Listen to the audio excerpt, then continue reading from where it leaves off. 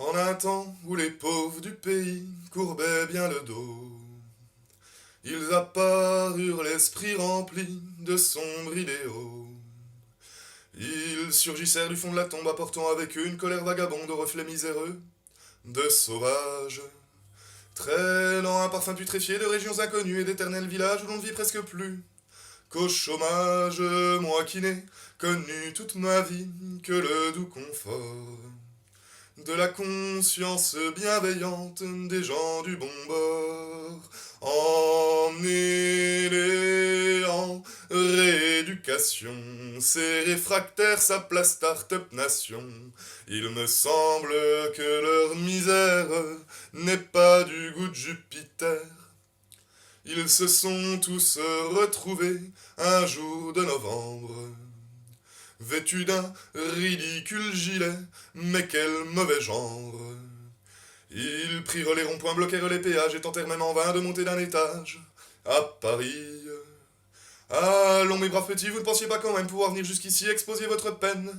Pleurnicherie, depuis quand les esclaves d'en bas se sont crus en droit d'exiger être entendus par ceux qui font les lois. Les gueux voudraient être autorisés dans nos affaires à venir mettre le nez.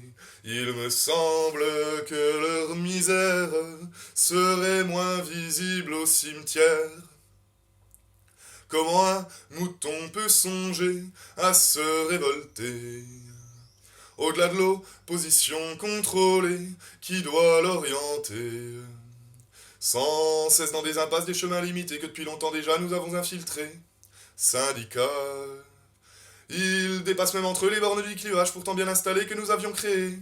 Scélérats, je les vois tous ces provinciaux sortir du troupeau.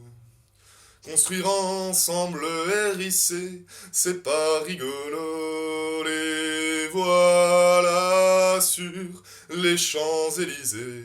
Envoyer notre milice, les policiers, pourvu qu'ils ne voient pas qu'en vérité, ils sont bien du même côté.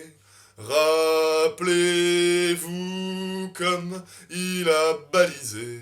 Son hélico était même prêt à l'amener, loin de ces Gaulois excédés, venus pour le destituer.